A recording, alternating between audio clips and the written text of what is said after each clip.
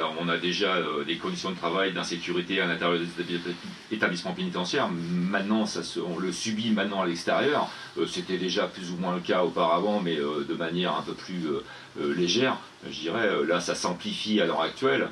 On est extrêmement vigilant et on demande à nos collègues d'être extrêmement vigilants sur l'ensemble de leurs services, mais au-delà à l'extérieur, de faire attention à leurs proches, à leurs familles, et de faire extrêmement attention sur les réseaux sociaux, de ne pas s'afficher et de faire en sorte de donner des indices à des personnes malveillantes.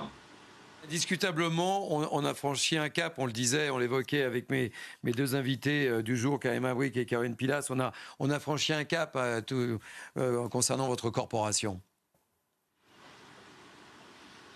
Alors c'était déjà le cas avec le drame d'Incarville, hein, ça ne fait que refléter justement ce que nous subissons au quotidien. Là ça s'amplifie et ça s'accélère de plus en plus. Donc on demande justement à avoir d'une part les moyens nécessaires pour pouvoir accomplir nos missions dans les établissements pénitentiaires, mais aussi au-delà, avec du matériel, du renfort en personnel, ce que nous n'avons pas à l'heure actuelle. Donc nous subissons de plein fouet la surpopulation carcérale, les matelas au sol, les conditions de travail, les conditions d'incarcération, le manque de moyens à tous les niveaux. Donc il y a un manque d'anticipation des pouvoirs publics à l'heure actuelle concernant la politique pénitentiaire.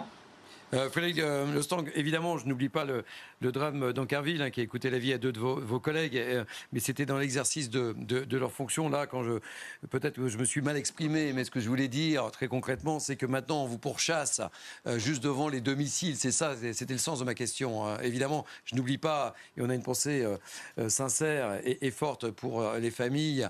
Et moi, j'avais reçu d'ailleurs le papa d'une des victimes assez longuement, mais quand je dis on a franchi un cap, c'est que vous êtes pourchassé juste devant chez vous, quoi. C'est ça. Oui, absolument. C'était déjà le cas auparavant, de manière moins importante. J'ai déjà eu des collègues qui ont subi des agressions à l'extérieur des établissements pénitentiaires. Malheureusement, c'est le lot quotidien de notre profession. Mais là, on a l'impression justement qu'on est sur le devant de l'actualité. Alors, est-ce dû aux annonces de Gérard Darmanin, notre garde des Sceaux, par rapport à la nouvelle construction, enfin pas les nouvelles constructions, mais la mise en œuvre de la concentration des narcotrafiquants sur certains établissements pénitentiaires? J'en sais strictement rien. Dans l'état actuel des choses, malheureusement, on est devant l'actualité et on s'aperçoit que notre profession est touchée de plein fouet.